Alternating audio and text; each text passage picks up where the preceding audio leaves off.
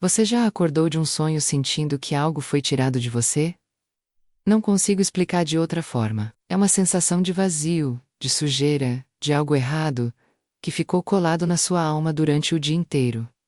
Você tenta orar, e as palavras não saem. Você abre a Bíblia, e a mente some. E o pior, você não entende o porquê. Eu sei exatamente o que está acontecendo com você. E é por isso que estou aqui hoje. O que vou revelar neste vídeo vai mudar a forma como você entende o mundo espiritual para sempre. Não estou falando de teoria. Não estou falando de livro. Estou falando de algo que eu mesma usei contra pessoas inocentes por mais de uma década. Pessoas que iam à igreja. Pessoas que oravam. Pessoas que amavam a Deus. E que nem sabiam que estavam sendo atacadas enquanto dormiam. Existe uma guerra acontecendo agora mesmo enquanto o mundo dorme. Uma guerra silenciosa, invisível, estratégica. E o campo de batalha mais perigoso não é o mundo físico, é o seu sonho. Sonhos com comida, sonhos com sexo, sonhos com pessoas que você nunca viu. Sonhos que parecem tão reais que quando você acorda, o seu corpo ainda carrega o peso deles. Isso não é coincidência. Isso não é apenas o seu cérebro processando o dia. Em muitos casos, isso é uma operação espiritual. E eu sei como ela funciona, porque eu fazia parte do grupo que a executava. Hoje, eu estou do outro lado.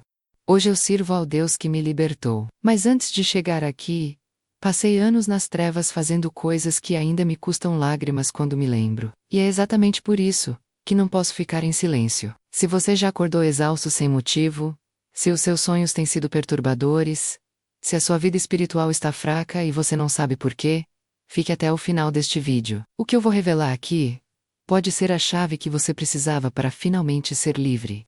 Antes de continuar, quero te pedir uma coisa simples. Escreva agora nos comentários: eu creio no poder da oração. Isso é uma declaração. E declarações têm peso no mundo espiritual. Escreva agora e continue assistindo. Eu não vou me identificar pelo nome. Não porque tenha vergonha, mas porque o que eu fui por anos não merece destaque. O que merece destaque é o que Deus fez por mim. E o que Ele pode fazer por você. O que eu vou te contar agora é algo que carrego com muito peso. Porque cada palavra que eu disser aqui vai custar algo a mim, vai despertar memórias que eu preferia esquecer. Mas se uma única pessoa assistir a este vídeo e encontrar a liberdade que eu encontrei, então vale cada segundo. Eu entrei para a feitiçaria aos 16 anos. Não foi por curiosidade.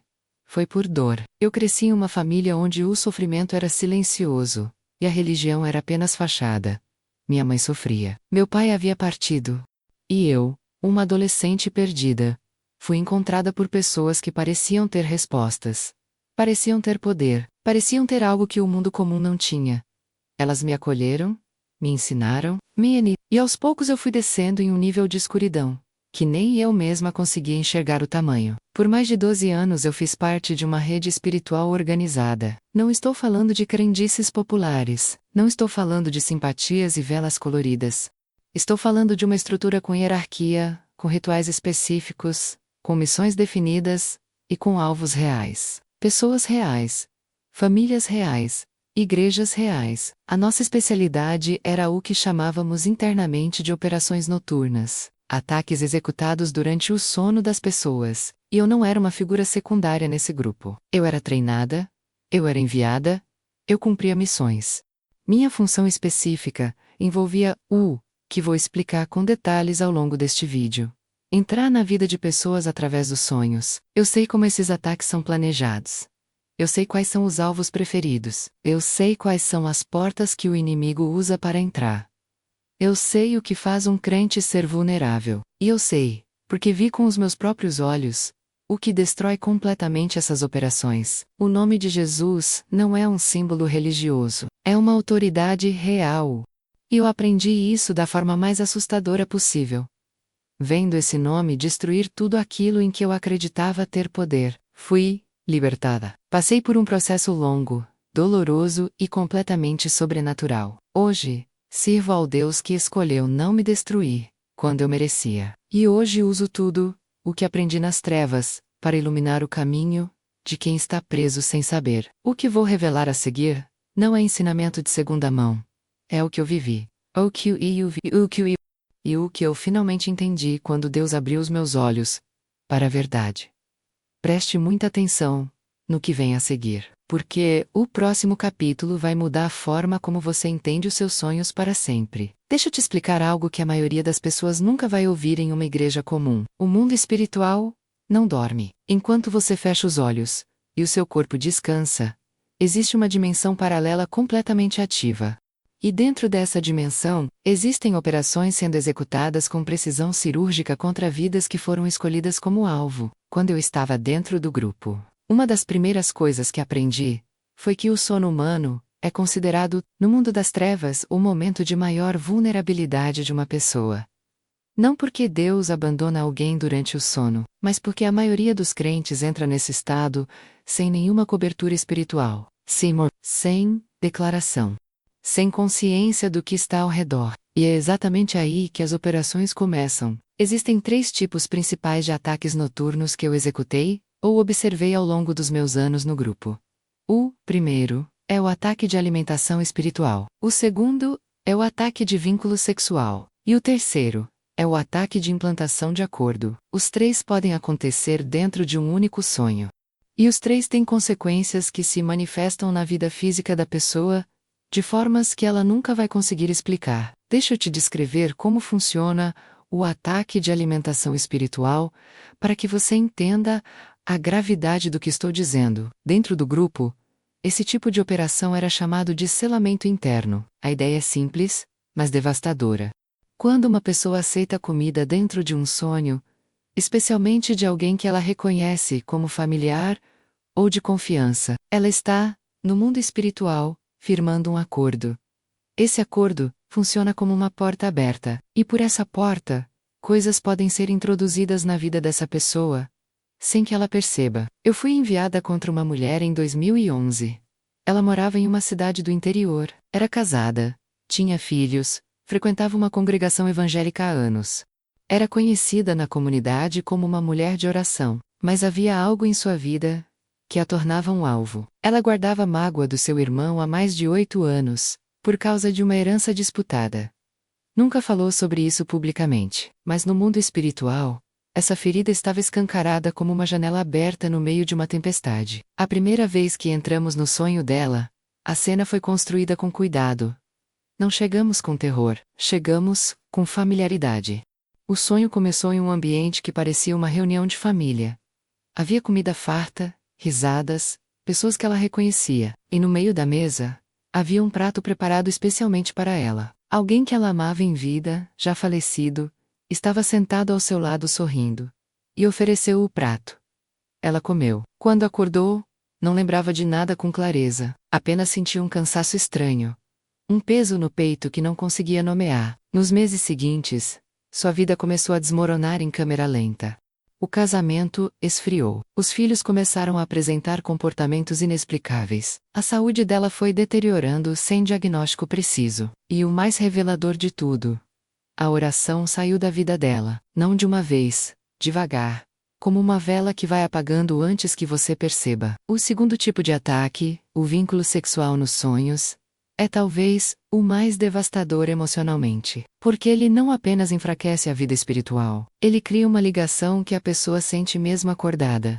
Sonhos com pessoas desconhecidas, que retornam repetidamente, encontros que parecem reais demais, um apego inexplicável a alguém que nunca existiu fora do sonho. Dentro do grupo, esses vínculos eram chamados de contratos de pertencimento. A lógica espiritual por trás disso é que o corpo, segundo a própria Bíblia em 1 Coríntios capítulo 6, é um templo. E quando esse templo é violado espiritualmente, mesmo dentro de um sonho, as consequências são reais. Relacionamentos que deveriam florescer começam a murchar, noivados se desfazem sem explicação. Casamentos entram em crise. A pessoa sente uma barreira invisível entre ela e qualquer relacionamento saudável. Vi isso acontecer com um jovem pastor em 2013. Ele tinha menos de 30 anos, era solteiro e aguardava com fé pelo casamento. Mas cada vez que chegava perto de um relacionamento sério, algo acontecia. A moça se afastava. Ou ele mesmo começava a sentir um bloqueio inexplicável. Por dentro ele lutava com sonhos recorrentes com uma mulher que nunca havia visto. Quando acordava ao Sencha Verganha, Culpa, fraqueza espiritual. Ele não sabia que aquela figura recorrente nos sonhos não era produto da sua imaginação. Era o resultado de uma operação espiritual, direcionada. O terceiro tipo de ataque, a implantação de acordo, é o mais silencioso de todos. Ele acontece quando a pessoa nem sequer percebe que comeu, que se envolveu, que aceitou algo. Às vezes o sonho parece completamente neutro. Uma conversa, uma caminhada, um abraço de alguém querido, mas no mundo espiritual, aquele momento foi usado para plantar algo. A Bíblia em Provérbios, capítulo 4, versículo 23, diz para guardarmos o nosso coração com toda diligência, porque dele procedem as fontes da vida. Isso inclui o que entra enquanto dormimos. O coração não para de receber enquanto o corpo descansa. Se você já acordou com um pensamento que não era seu, se já sentiu uma vontade estranha surgir do nada, se já percebeu uma mudança em você que não sabe quando começou, preste atenção. Porque às vezes, o que parece ser seu, não é. Escreva agora nos comentários: Senhor, abre os meus olhos espirituais. Essa é uma oração. E orações têm poder. Faça isso agora, antes de continuar assistindo. O que vem a seguir é a parte que eu nunca pensei que teria coragem de contar. A grande revelação, a cena que mudou tudo para mim. E que vai mudar tudo para você também. Preciso que você respire fundo, antes de continuar lendo. Porque o que vou contar agora é a parte mais pesada de todo esse testemunho. É a parte que eu revivi em pesadelos durante anos, mesmo depois da minha libertação. É a parte que me fez chorar no chão de um quarto escuro, pedindo perdão a um Deus que eu havia passado anos combatendo. Havia dentro do nosso grupo uma missão, que era considerada a mais difícil de todas. Não porque exigisse mais poder, mas porque o alvo era protegido de uma forma que nenhum de nós conseguia explicar racionalmente. Quando fui designada para essa operação, eu tinha quase 10 anos de prática dentro da feitiçaria. Era considerada experiente, confiável, eficiente. O alvo era uma jovem mulher. Ela tinha 24 anos, morava sozinha em um apartamento simples, em uma cidade de médio porte, trabalhava durante o dia e estudava à noite. Por fora, a vida dela parecia comum. Mas espiritualmente, ela era o que o nosso grupo chamava de uma sentinela. Isso significava que a oração dela tinha peso real no mundo espiritual. Ela não era líder de nenhuma igreja, não pregava em púlpitos, mas orava todo dia, por horas. E as consequências daquelas orações bloqueavam operações inteiras da nossa rede, em toda a região onde ela vivia. Os líderes do grupo decidiram que ela precisava ser silenciada espiritualmente. A missão foi planejada por semanas. Estudamos os seus hábitos, identificamos as pessoas ao redor dela, mapeamos qualquer ponto de vulnerabilidade emocional, e encontramos Ela havia perdido a mãe 2 anos antes, e ainda carregava um luto que não havia sido completamente processado. A saudade era uma ferida aberta. E feridas abertas são portas. Na primeira tentativa, construímos o sonho com precisão. A cena era um jardim florido. Luz suave em pássaros, tudo projetado para parecer paz. No meio do jardim havia uma mesa posta. E sentada à mesa, com um sorriso gentil, estava a mãe dela. Quando a jovem se aproximou no sonho, a figura chamou pelo seu nome com uma voz que soava exatamente como a voz da mãe que ela havia perdido. Havia comida sobre a mesa, e a figura disse: "Filha, senta aqui comigo. Eu preparei isso para você." Ela estava prestes a sentar, quando algo aconteceu que eu nunca havia visto antes em todos os meus anos dentro da feitiçaria. Ela parou. No meio do sonho, ela parou. Olhou para a figura. E em vez de sentar, ela disse em voz alta dentro do próprio sonho: "Minha mãe está com Jesus. Quem é você?" O impacto daquelas palavras no mundo espiritual foi imediato e violento. A figura distorceu. O jardim tremeu. A luz falsa que havíamos construído começou a rachar como vidro quebrado. E então ela disse algo que destruiu completamente a operação. Ela disse: "Eu cubro esse sonho com o sangue de Jesus." O que aconteceu a seguir é algo que eu não consigo descrever completamente com palavras humanas. Foi como se uma força de uma magnitude que eu nunca havia experimentado varresse tudo ao redor. Não foi gradual. Foi instantâneo. Tudo que havíamos construído naquela operação, semanas de planejamento, toda a estrutura espiritual daquele ataque, desapareceu em uma fração de segundo. e nós fomos lançadas para fora. Não saímos. Fomos expulsas. Quando me recompus, eu estava tremendo. De algo que na época eu chamaria de medo, mas que hoje eu reconheço como sendo o contato com uma autoridade que está completamente fora da minha compreensão. Eu havia sentido poder antes.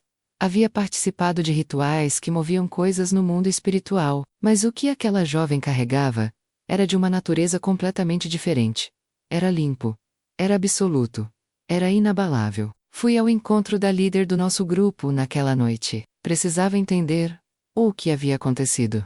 E a resposta que ela me deu ficou gravada dentro de mim para sempre. Ela disse com uma voz baixa e séria: essa não é a primeira vez que isso acontece com essa menina. Ela sabe quem ela é, em Cristo. E quando um crente sabe quem ele é, nós não temos entrada. Fiz uma pergunta que nunca havia feito antes em todos os meus anos dentro do grupo. Perguntei: então existe algo que nós não conseguimos vencer? O silêncio que se seguiu foi a resposta mais honesta que alguém naquele grupo já me deu. Nos dias seguintes, tentamos outras 3 abordagens contra a mesma jovem. 3 vezes diferentes. 3 estratégias diferentes. 3 resultados idênticos. Expulsão imediata cada vez que o nome de Jesus era pronunciado dentro do sonho. Cada vez que o sangue de Cristo era declarado, a operação colapsava completamente. Na terceira tentativa, algo ainda mais perturbador aconteceu. Quando fomos expulsas do sonho dela, eu tive por uma fração de segundo uma visão de algo que não consigo tirar da memória até hoje. Vi uma luz ao redor daquela jovem, que não era produzida por nenhuma fonte visível. Era como se ela estivesse envolta em algo vivo, algo que respirava proteção ao redor dela. Voltei para casa naquela noite diferente. Não convertida ainda, não livre ainda, mas diferente, com uma rachadura dentro de mim que nenhum ritual conseguiria mais fechar. Porque eu havia visto com os meus próprios olhos que o poder que eu servia tinha um limite muito claro e muito real. E o nome que definia esse limite era um nome que eu havia sido ensinada a temer desde o primeiro dia que entrei no grupo. Jesus, não um símbolo, não uma tradição religiosa, não uma figura histórica, uma autoridade viva, que operava em tempo real, dentro do mundo espiritual, e que destruía em segundos o que levávamos semanas para construir. A Bíblia diz em Filipenses capítulo 2 versículo 10, que ao nome de Jesus, todo joelho se dobrará no céu, na terra e debaixo da terra. Eu não li isso em um banco de igreja.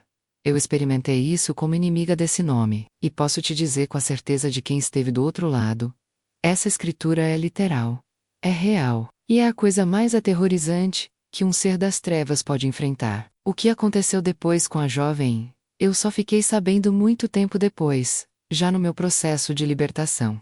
Ela nunca soube que havia sido alvo de uma operação espiritual organizada. Ela simplesmente continuou orando, continuou declarando o nome de Jesus antes de dormir, e continuou vivendo protegida por uma cobertura que ela mesma talvez não compreendesse completamente a extensão. Mas eu compreendia, porque eu havia tentado romper essa cobertura com tudo o que tinha, e havia falhado completamente. Essa noite foi o início do fim da minha vida dentro das trevas. Levou ainda algum tempo, até que eu fosse completamente livre. O processo foi longo e doloroso, mas a semente havia sido plantada naquela noite. A semente da dúvida sobre tudo em que eu acreditava, e junto com ela, algo que eu nunca esperava sentir dentro de um coração que havia servido às trevas por tanto tempo: esperança. Eu não saí da feitiçaria em uma noite. Quero ser honesta com você sobre isso, porque muitas pessoas imaginam que libertação é sempre um momento dramático e instantâneo. Às vezes é, mas no meu caso, foi um processo que envolveu luta, recaída, medo e uma misericórdia de Deus que até hoje não consigo compreender completamente. Depois daquela noite em que fui expulsa do sonho daquela jovem pela terceira vez, algo dentro de mim havia mudado de forma permanente. Eu continuei por um tempo ainda dentro do grupo. Continuei participando de reuniões. Continuei cumprindo funções, mas por dentro, havia uma voz que não parava. Uma inquietação que nenhum ritual conseguia silenciar. Uma pergunta que voltava toda vez que eu tentava dormir: e se eu estiver do lado errado? Durante meses convivi com essa pergunta em silêncio. Porque dentro do grupo, Duvidar era perigoso. Eu havia visto o que acontecia com pessoas que tentavam sair. Havia visto famílias destruídas. Havia visto saúde deteriorar. Havia visto mortes que nunca foram explicadas publicamente. O medo de sair era tão grande quanto o medo de ficar. Foi uma madrugada de março que tudo quebrou dentro de mim. Eu estava deitada no escuro, depois de uma operação que havia me deixado particularmente perturbada. O alvo dessa noite havia sido uma criança. Uma menina de 11 anos, filha de um pastor. E algo em mim, simplesmente, não conseguiu continuar. Eu fiquei paralisada no meio da operação. Não por falta de capacidade, mas porque pela primeira vez em mais de uma década, a minha consciência gritou mais alto do que o meu treinamento. Say Dolly. Cheguei em casa, sentei no chão do banheiro e comecei a chorar de uma forma que eu não chorava desde a infância. Não era choro de tristeza.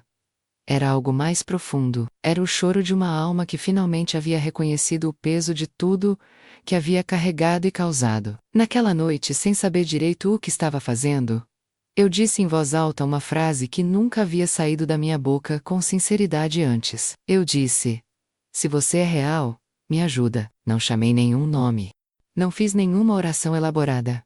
Não sabia fazer isso, mas aquelas 5 palavras saíram do lugar mais verdadeiro que eu tinha dentro de mim. E o que aconteceu a seguir foi a coisa mais sobrenatural que eu já experimentei em toda a minha vida, incluindo todos os anos dentro da feitiçaria. O quarto ficou em silêncio. Não o silêncio normal de uma madrugada. Um silêncio diferente, limpo, pesado de uma forma que não era opressão. Era pressão. E dentro daquele silêncio, eu senti algo que as palavras humanas realmente não alcançam. Senti que havia alguém ali, alguém que me conhecia completamente, que sabia tudo o que eu havia feito, tudo o que eu havia causado, e que mesmo assim estava ali. Não ouvi uma voz audível, mas havia uma certeza que entrou em mim, naquele momento como luz, entrando por uma janela fechada há anos. A certeza de que eu poderia sair, de que havia saída, de que aquele Deus que eu havia combatido por tanto tempo, ainda estava disposto a me receber. Nos dias seguintes, comecei a me distanciar do grupo. Foi gradual e perigoso. Houve pressão. Houve ameaças veladas. Houve noites em que eu mesma era atacada por aquilo que havia servido. Porque o mundo das trevas não libera suas ferramentas sem resistência. Foi através de uma vizinha que eu encontrei uma igreja. Ela nunca soube do meu passado. Ela simplesmente me convidou uma tarde com uma naturalidade tão desarmante que eu não encontrei motivo para recusar. E naquele primeiro culto, quando o pastor leu em voz alta a passagem de João capítulo 8 versículo 36, que diz: se o Filho vos libertar, sereis verdadeiramente livres, alguma coisa dentro de mim reconheceu aquelas palavras como verdade, antes mesmo que a minha mente pudesse processar. O processo de libertação foi conduzido por um pastor e sua esposa, que tinham experiência em ministério de libertação. Foram semanas de acompanhamento, de oração, de renúncia específica a cada área em que eu havia me envolvido. Houve momentos intensos, houve momentos em que eu queria desistir. Houve uma noite em particular em que os ataques foram tão violentos que eu achei que não sobreviveria espiritualmente. Mas sobrevivi, porque havia algo me sustentando que era infinitamente maior do que tudo que eu havia servido. O dia em que senti que a libertação havia sido completada, não foi marcado por nenhum evento espetacular visível. Foi uma manhã comum. Eu acordei, e pela primeira vez em mais de 12 anos, o peso não estava lá. Não havia aquela camada de escuridão que eu havia carregado por tanto tempo, que havia me esquecido de como era viver sem ela. Havia leveza. E havia uma vontade de orar que brotou de dentro de mim de forma completamente espontânea. Chorei por 1 hora naquela manhã. Digo, minha vida depois da libertação não se tornou perfeita. Não foi isso que aconteceu. Continuei enfrentando consequências de escolhas passadas, continuei precisando reconstruir coisas que haviam sido destruídas. Mas a diferença fundamental era esta: eu não estava mais sozinha no processo. E o poder que agora operava a meu favor era o mesmo que eu havia visto destruir operações inteiras com uma única declaração do nome de Jesus. Hoje eu entendo algo que preciso te dizer diretamente. O que aconteceu comigo pode acontecer com qualquer pessoa. Não importa o tamanho do passado, não importa a profundidade da escuridão, não importa quantos anos de ataque espiritual alguém carrega, o alcance da graça de Deus é maior do que qualquer acordo feito nas trevas. É maior do que qualquer operação noturna. É maior do que qualquer vínculo espiritual que tenha sido criado, sem o seu consentimento consciente. Se você está assistindo a este vídeo, e sente que a sua vida espiritual está presa, que os seus sonhos estão sendo usados contra você, que há algo te impedindo de avançar, e você não sabe o que é. Eu preciso que você ouça isso com toda a atenção. A liberdade para você, real é incompleta, permanente. E ela começa com uma decisão. Se este testemunho tocou algo dentro de você, compartilhe este vídeo agora, com alguém que você conhece, que está passando por ataques espirituais nos sonhos. Você pode estar entregando a chave da liberdade nas mãos de alguém que está procurando por ela há anos. Não subestime o poder de um compartilhamento feito com intenção. Agora eu preciso te dar ferramentas, porque testemunho sem instrução é emoção sem direção. E eu não vim aqui apenas para te emocionar. Vim para te armar. Vim para te mostrar exatamente o que destrói essas operações noturnas, com base no que eu mesma vi funcionar do outro lado. Tudo que vou compartilhar agora não é opinião minha, é o resultado de anos observando o que protegia os crentes e o que os deixava vulneráveis. É o que eu vi falhar quando tentei atacar pessoas que conheciam a sua autoridade espiritual. E é o que a Bíblia confirma, com uma precisão que me impressiona até hoje. O primeiro ensinamento é este: a sua vida espiritual durante o dia determina o que acontece com você durante a noite. Isso é algo que pouquíssimas pessoas entendem. A maioria das pessoas trata os sonhos como um território separado da vida consciente, como se o que acontece enquanto dormem fosse um mundo à parte, que não tem conexão com as suas escolhas despertas. Mas não é assim que o mundo espiritual funciona. Dentro do grupo nós estudávamos os hábitos das pessoas antes de qualquer operação.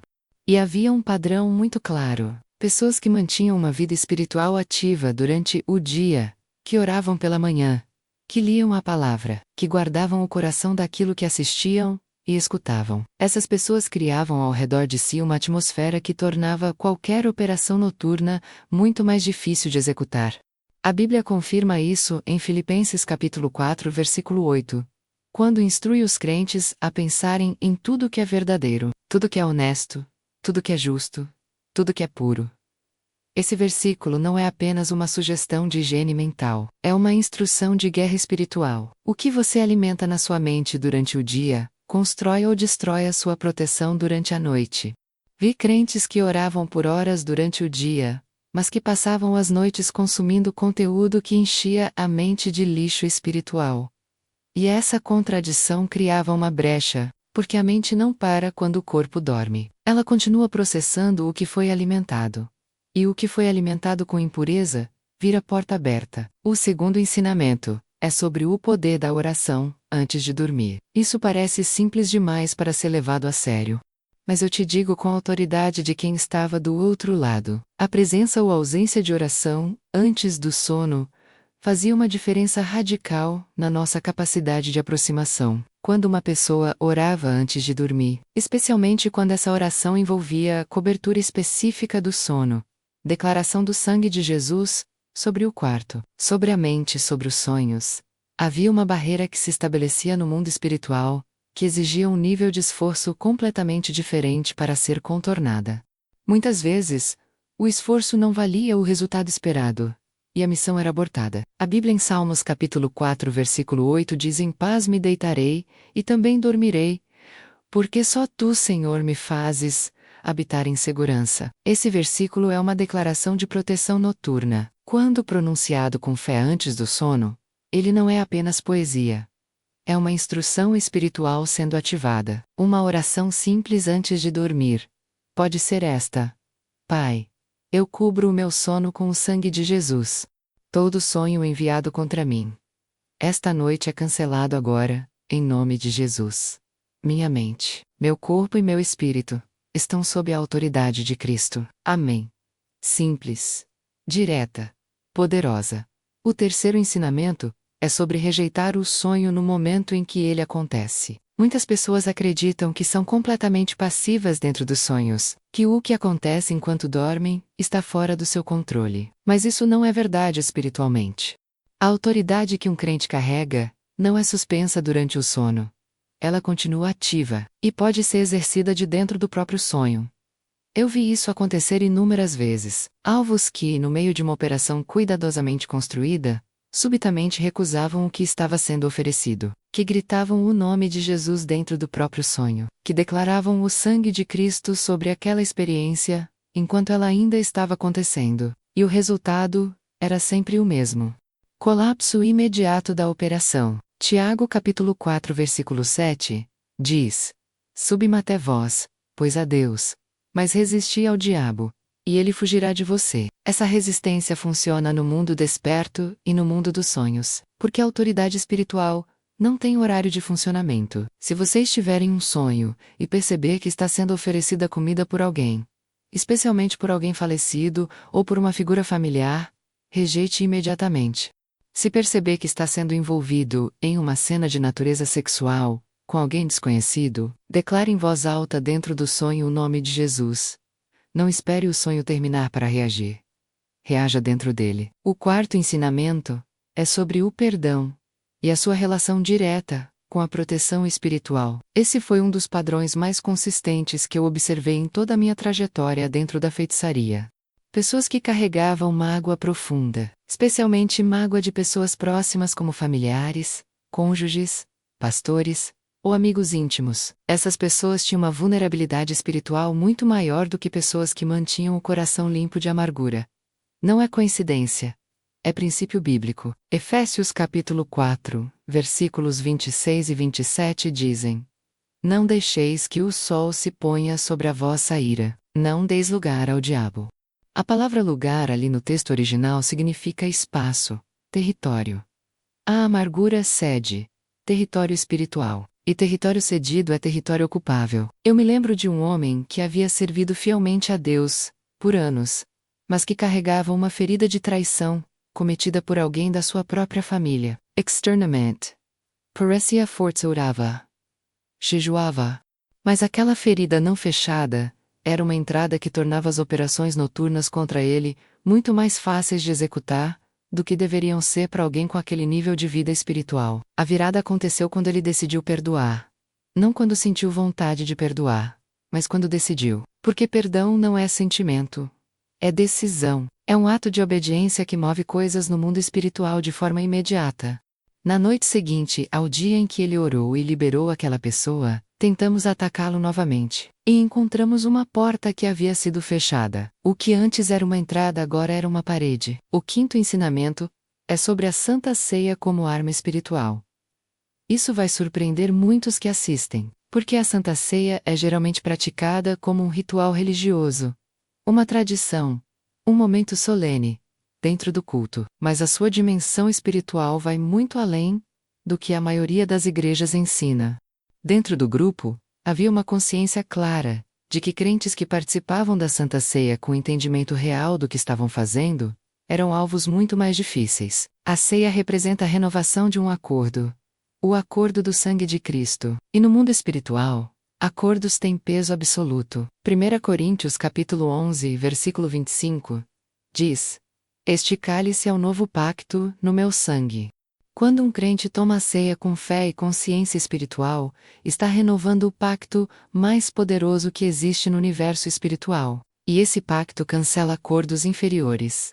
Cancela vínculos criados por operações noturnas. Cancela selamentos introduzidos através de sonhos. Se você tem sofrido ataques noturnos persistentes, considere tomar a Santa Ceia em casa com oração específica, pedindo ao Senhor que cancele todo acordo espiritual conectado aos seus sonhos, não como superstição, mas como ato de fé consciente no poder do sangue de Cristo. O sexto ensinamento é sobre o ambiente onde você dorme. Isso parece físico, mas tem dimensão espiritual direta. O ambiente onde você dorme precisa ser um ambiente espiritualmente limpo. Não estou falando de limpeza física, estou falando de limpeza espiritual.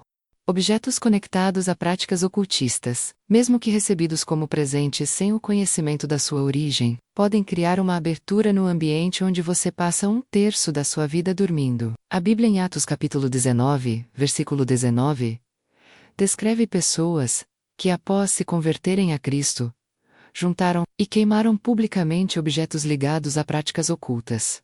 Esse gesto não era apenas simbólico, era uma limpeza espiritual do ambiente.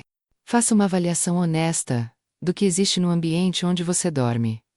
Ore sobre o seu quarto. Declare a autoridade de Cristo sobre aquele espaço. Use óleo ungido se você tiver acesso, como descrito em Tiago capítulo 5, versículo 14. E ore sobre os batentes da sua porta e as paredes do seu quarto, declarando que aquele espaço pertence a Deus. O sétimo ensinamento é o mais importante de todos, e é o mais simples. Conheça quem você é em Cristo. A jovem que derrubou 3 operações consecutivas contra ela, não tinha nenhum dom especial que outras pessoas não tivessem. Ela não era mais ungida do que qualquer outro crente. O que ela tinha era consciência. Ela sabia quem era, sabia o que carregava, sabia qual era a autoridade que operava através dela, simplesmente por ser filha de Deus. Quando ela disse no sonho, "Eu cubro isso com o sangue de Jesus", ela não estava tentando algo que poderia funcionar ou não. Ela estava declarando uma realidade espiritual, da qual ela tinha plena consciência, e essa consciência era o que tornava a declaração devastadora para qualquer operação das trevas. Romanos capítulo 8 versículo 37 diz: "Em todas estas coisas somos mais que vencedores, por meio daquele que nos amou." Mais que vencedores não é um exagero motivacional, é uma descrição da posição espiritual real de todo crente que está em Cristo. E quando essa posição é conhecida, declarada e vivida, ela cria uma proteção que nenhuma operação das trevas consegue romper. Escreva agora nos comentários: "Eu não vou desistir da oração." Escreva isso como uma declaração sobre a sua própria vida, porque o inimigo teme o crente que decide não parar de orar mais do que teme qualquer outra coisa. Chegamos ao fim deste testemunho, mas antes de encerrar, preciso te dizer algo diretamente. Eu não vim até aqui por acidente. Você não está assistindo a este vídeo por acidente. Existe algo que acredito profundamente. A pessoa certa encontra a mensagem certa no momento exato em que precisa dela. E se você chegou até este ponto, até esta última palavra, é porque havia algo aqui que era especificamente para você. Deixa eu resumir tudo o que foi revelado neste testemunho, de uma forma simples e direta. O mundo espiritual é real. Os ataques noturnos são reais.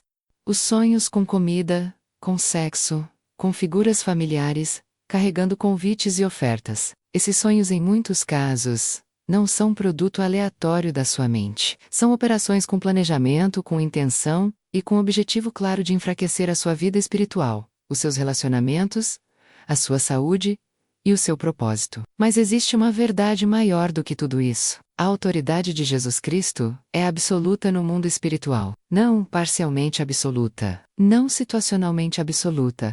Absolutamente absoluta. Cada operação que eu vi falhar, falhou diante de um único nome. Cada ataque que foi destruído por uma única declaração. Cada vínculo que foi quebrado por um único sangue. E esse nome, essa declaração e esse sangue estão disponíveis para você agora mesmo. Gratuitamente, completamente, sem condição prévia de perfeição ou de histórico limpo, porque a graça não exige que você seja quem você ainda não é. Ela te encontra exatamente onde você está.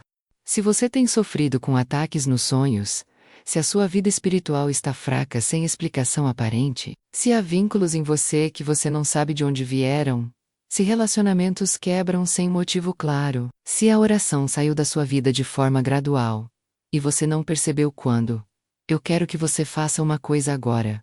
Ore esta oração comigo com sinceridade. Pai, em nome de Jesus, eu reconheço que preciso da tua proteção sobre a minha vida e sobre o meu sono.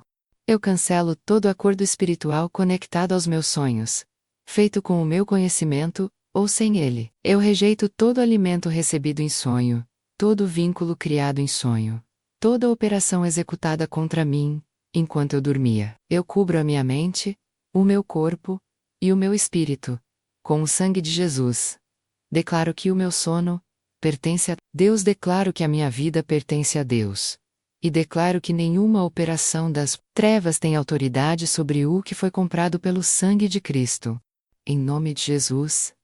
Amém. Se você orou isso com sinceridade, algo se moveu no mundo espiritual agora mesmo. Não porque as palavras são mágicas, mas porque foram dirigidas ao Deus que ouve e que age. A libertação que eu encontrei depois de mais de 12 anos nas trevas, não veio porque eu merecia, veio porque Deus é quem Ele diz que é.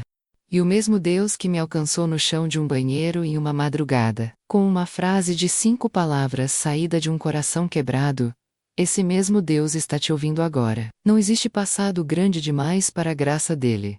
Não existe ataque forte demais para o nome dele. Não existe acordo espiritual antigo demais para o sangue dele. Você é mais do que vencedor. Não um dia. Agora. Antes de fechar este vídeo, preciso te pedir 3 coisas muito importantes. A primeira. Escreva agora nos comentários: o inferno treme quando eu oro. Escreva isso como uma declaração sobre a sua vida, porque é verdade, e o mundo espiritual precisa ouvir você declarar isso. A segunda. Compartilhe este vídeo agora com alguém que você conhece que está sofrendo com ataques nos sonhos, com uma vida espiritual enfraquecida, com relacionamentos que não avançam, com uma camada de peso que ela mesma não consegue explicar. Você pode estar entregando a essa pessoa a revelação que ela precisava para ser livre. Não guarde isso para você. A terceira. Se você ainda não está inscrito neste canal, inscreva-se agora e ative o sino de notificações, porque o que foi revelado hoje é apenas uma parte do que ainda está por vir. Há mais testemunhos, há mais revelações do mundo espiritual, há mais ferramentas para a sua guerra, e você não pode perder nenhuma delas. Deixa o seu like neste vídeo para que mais pessoas sejam alcançadas por esta mensagem. As trevas trabalham no silêncio e no segredo. A luz trabalha na declaração e no compartilhamento. Você escolheu a luz ao assistir até aqui. Agora, leve essa luz adiante.